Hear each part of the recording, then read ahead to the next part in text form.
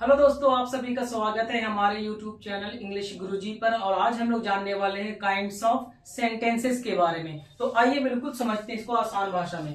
ठीक है, तो अर्थ के अनुसार जो होते हैं वो सेंटेंस कितने प्रकार के होते हैं? वो 6 प्रकार के होते हैं। ठीक है, अर्थ के अनुसार सेंटेंस की जो प्रकार है वो 6 है। ठीक है, अब उनका नाम इस प्रकार है जो यहाँ से लेकर 1 से लेकर के 6 तक लिखा हुआ है। अब इसको हम लोग बिल्कुल आसान भाषा में समझते हैं। सेंटेंस जो है इसको मान लेते हैं कि पापा है, ये ठीक है, फादर है, बाप है सेंटेंस। ठीक है, और ये जो सेंटेंस बाप है इसके कितने बेटे हैं? 6 बेटे हैं। कितने हैं? 6 बेटे हैं। ये हो गया बाप और इसके बेटे कितने हो गए? 6 हो गए। इनका नाम है। ठीक है, तो नाम कैसे? हम लोग अपने इंडिया कंट्री में क्या करते हैं कि नाम रखते हैं गोलू, मोलू, छोटू, इस तरह से नाम रखते हैं। लेकिन ये सेंटेंस अंग्रेजी है तो इसमें अंग्रेजी नाम रख दिया गया है। इसका नाम है, पहले वाले बेटे का नाम है अफर्मेटिव, दूसरे का नाम है नेगेटिव, तीसरे का नाम है इंटरोगेटिव, चौथे का नाम है इंपरेटिव, और पांचवें का नाम है ऑप्टेटिव, और छठे का नाम है एक्सक्लामेटरी। तो ये 6 हैं, मतलब ये बाप हो गया और इसके 6 बेटे हैं। बात समझ में आ रही है यहाँ पे? और इनका नाम रख दिया गया है। अब इसको हम लोग ये क्या करना है, इसको हम लोग को पढ़ना है। ठीक है, तो चलिए समझते हैं। तो पहला जो है इसका नाम है अफर्मेटिव सेंटेंस, मतलब सकारात्मक वाक्य। वो होता कैसे है? तो इस तरह से एक सिंपल एक स्टेटमेंट डिक्लेयर करता है, जैसे आई एम हैप्पी। तो ये क्या हो गया यहाँ पे? ये अफर्मेटिव सेंटेंस है, इसको बोलेंगे सकारात्मक। दूसरा क्या है यहाँ पे कि हम लोग इसको अफर्मेटिव सेंटेंस को हम लोग पॉजिटिव भी बोल सकते हैं। ठीक है, मतलब सकारात्मक। तो इसको या तो अफर्मेटिव बोलिए या पॉजिटिव बोलिए, दोनों बात बराबर है। ये इस प्रकार होता है। इस तरह के सेंटेंस को बनाने के लिए सिखाया जाएगा, बोलने के लिए सिखाया जाएगा धीरे धीरे। चलिए, तो आई होप कि अफर्मेटिव सेंटेंस आपको समझ में आ चुका है। मैं बोल सकता हूँ आई एम हैप्पी। ठीक है, मैं बोल सकता हूँ I am teaching, I am speaking, you are watching, you are going, she is dancing. ये सारे के सारे क्या है? ये अफर्मेटिव सेंटेंस है और इस तरह के सेंटेंस को बोलने के लिए भी सिखाया जाएगा। ठीक है, चलिए, तो अफर्मेटिव समझ में आ चुका आपको। अब नेगेटिव की बात करते हैं। नेगेटिव मतलब ये दूसरा जो बेटा हो गया वो नेगेटिव हो गया, मतलब नकारात्मक हो गया। ठीक है, अब नकारात्मक में क्या है? इसकी पहचान क्या होती है? हर इंसान का कुछ ना कुछ पहचान होता है। तो इसका जो पहचान है ये देखिएगा यहाँ पे, नकारात्मक जो भी सेंटेंस होंगे वहां पे नोट लगा होगा। ठीक है, अगर मान लिया जाए कि आप बोलोगे यहाँ पे आई एम हैप्पी, तो ये सकारात्मक है। लेकिन आप किसी को बताना चाहते हैं कि मैं खुश नहीं हूं, तो कैसे बोलोगे? I am not happy.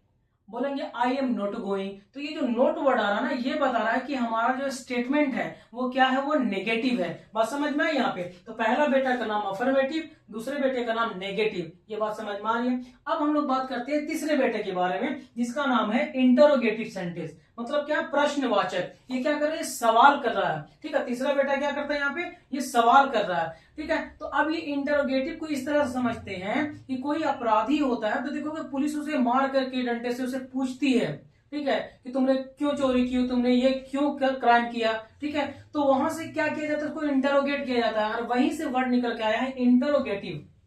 बात समझ में आया यहाँ पे? इंटरोगेटिव वहीं से वर्ड निकल के आया, मतलब सवाल करना, प्रश्न करना। ठीक है, तो यहाँ पे इंटरोगेटिव का हो गया एम आई हैप्पी, इसका क्या मैं खुश हूं।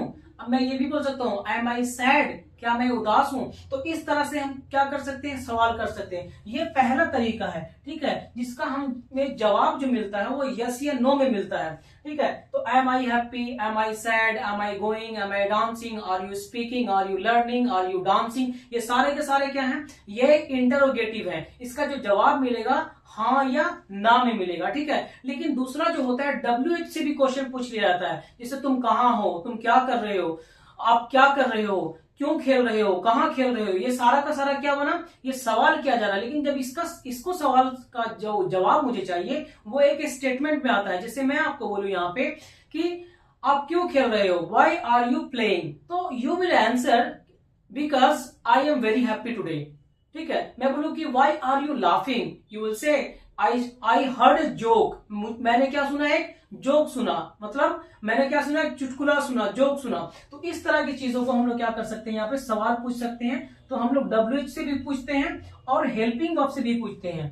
बात समझ में? यहाँ पे एम आई हैप्पी, तो ये है बिल्कुल बेसिक, यहां तक हम लोग समझ चुके हैं। तो 3 बेटे के बारे में जाना, अफर्मेटिव, नेगेटिव और इंटरोगेटिव। ठीक है, अफर्मेटिव क्या करता है? एक साधारण सवाल पूछ लेता है। नेगेटिव क्या करता है? उसमें नोट लगा होता है। और इंटरोगेटिव में क्या होता है? ये सवाल पूछता है, जो लास्ट में आप देखेंगे कि क्वेश्चन मार्क लगा होता है, यहाँ पे भी लगा हुआ है।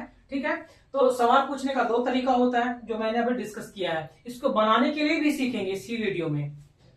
चलिए अब बात करते हैं चौथे बेटे की, जिसका नाम है इंपरेटिव नाम है। इंपरेटिव मतलब हो गया आज्ञा सूचक। ये क्या करेगा? आज्ञा सूचक। ये इंपरेटिव सेंटेंस से हम लोग मेनली क्या काम करते हैं कि किसी को आज्ञा देते हैं या अनुरोध करते हैं या फिर क्या करते हैं, सलाह देते हैं। किसी को सलाह देना या किसी को आज्ञा देना या किसी को क्या करना, रिक्वेस्ट करना, अनुरोध करना, उस चीजों के लिए हम लोग इंपरेटिव का इस्तेमाल करते हैं। ठीक है, जिसे मैं बोलूं यहाँ पे come here, go there, speak English, please come on time, please maintain discipline, please be regular, ये सारे क्या हैं? ये सारे के सारे इंपरेटिव सेंटेंस है और ये हम बोलचाल की भाषा में बहुत ही ज्यादा इस्तेमाल करते हैं। ठीक है, तो ये पहले से लेकर के चौथा तक आपको समझ में आ चुका है। पहले बेटे का नाम अफर्मेटिव, दूसरे का नाम नेगेटिव, तीसरे बेटे का नाम इंटरोगेटिव और चौथे का नाम है इंपरेटिव। यहां तक जो चीजें बताई जा रही है ये बहुत ही ज्यादा इंपॉर्टेंट है, इनका बहुत ज्यादा यूज होता है। यूज समझ जाइए कि 6 बेटे में से 4 बेटा जो है वो बहुत ही ज्यादा मतलब कमासुत है, मेहनत करता है, महत्वपूर्ण है, मतलब फैमिली के लिए। ठीक है, लेकिन ये जो 2 है, 2 इंपॉर्टेंट है लेकिन इनकी तरह इंपॉर्टेंट नहीं है, जो हमारी बोलचाल की भाषा में हम ज्यादा उसका इस्तेमाल नहीं करते हैं लेकिन इनका बहुत ज्यादा इस्तेमाल करते हैं। ठीक है, चलिए अब आते हैं ऑप्टेटिव को समझते हैं। 5वां बेटे का नाम ऑप्टेटिव, इसे बोलते हैं इच्छावाचक बोलते हैं। जब किसी इंसान को आप क्या करते हैं, आशीर्वाद देते हैं, ठीक है, या बद्दुआ देते हैं या फिर कुछ क्या करते हैं, उसको विश करते हैं, उन चीजों के लिए क्या करते हैं हम लोग यहाँ पे ऑप्टेटिव सेंटेंस का इस्तेमाल करते हैं। उसका जनरली पूछने का जो तरीका होता है, किसी को हम अगर दुआ देते हैं या बद्दुआ देते हैं, वो स्टार्ट कहां से होता है? वो स्टार्ट में से होता है, MAY में, और लास्ट में क्या होता है? एक्सक्लामेशन साइन होता है, जिसे हम लोग बोल सकते हैं गांधी जी का डंडा। ठीक है, यहाँ पे देखिएगा, यहाँ इस तरह से एक्सक्लामेशन साइन होता है। तो मैं बोलूं यहाँ पे मे यू लिव लॉन्ग, ठीक है, मे यू गेट सक्सेस, मतलब तुम सफल हो जाओ। तो ये इस तरह की चीजों को हम लोग बताने के लिए किसका इस्तेमाल करते हैं? ऑप्टेटिव सेंटेंस का इस्तेमाल करते हैं। ठीक है, बात समझ में यहाँ पे। अब बात करते हैं एक्सक्लामेटरी सेंटेंस के बारे में। एक्सक्लामेटरी मीन्स होता है विस्मयादि बोधक। जैसे अचानक से कोई चीज अगर आप देखते हैं और आपके मुंह से जो एक स्टेटमेंट निकल करके आता है, बोलते हैं उसे क्या? Exclamatory sentence. जैसे आपने क्या कुछ देखा यहाँ पे, बोला वाओ व्हाट ए कार, आपने बोला वाह क्या सीन है, व्हाट ए सीन। इस तरह की चीजों को हम लोग क्या करते हैं यहाँ पे? एक्सक्लामेटरी सेंटेंस बोलते हैं। लास्ट में एक्सक्लामेशन साइन लगा होता है और जनरली क्या होगा यहाँ पे, जो पूछा जो जाता है व्हाट से और हाउ से पूछा जाता है। ठीक है, तो आपको कितना ध्यान रखना है कि इन 6 में से आपको जो ध्यान देना वो 4 पे ज्यादा फोकस करना है, ये 2 को थोड़ा सा आपको स्किप भी करना है। ठीक है, तो इतनी बात आई होप समझ में आई है। अब हम क्या करते हैं, इसको बनाने के लिए सीखते हैं।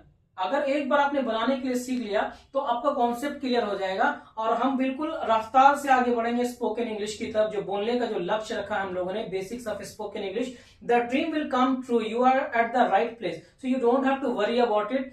Okay, I am just guiding you, just follow the same pattern, it will definitely help you in your coming days. चलिए आते हैं सेंटेंस फॉर्मेशन के बारे में जानते हैं। देखिए यहाँ पे, अब यहाँ पे सेंटेंस फॉर्मेशन मुझे क्या करना है, सारे कैटेगरी में कर देना है। यू आर सैड, ठीक है, तो यू आर सैड एक सिंपल एक स्टेटमेंट है यहाँ पे। तो ये क्या बना रहा है यहाँ पे, कौन सा है ये? तो ये हो गया अफर्मेटिव। ठीक है, अफर्मेटिव सेंटेंस है। अगर मुझे इसका नेगेटिव बनाना है तो मैं लिखूंगा यू, यहाँ पे यू और यू के बाद में आर आएगा, you are not SAD sad, मतलब तुम उदास नहीं हो। तो ये जो नोट यहाँ पे आया, ये क्या बता रहा है? ये बता रहा है नेगेटिव। ये किस तरह का सेंटेंस है? ये नेगेटिव सेंटेंस है। जहां भी आप देखेंगे इस तरह के सेंटेंस को आप बोलेंगे नेगेटिव है, नकारात्मक है।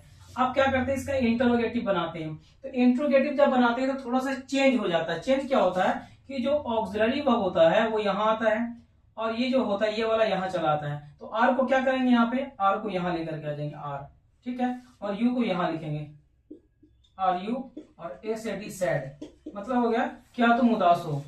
ये हो गया interrogative sentence. This is interrogative sentence, right? Okay, तो आर यू सैड, तो यू आर सैड, ये affirmative, you are not sad, this is negative. Interrogative, are you sad, मतलब क्या आप उदास हैं। तो these are the basic terms which you have to keep in the mind. ठीक है, अभी के लिए इतना ही। ठीक है, आगे और सीखेंगे और समझेंगे।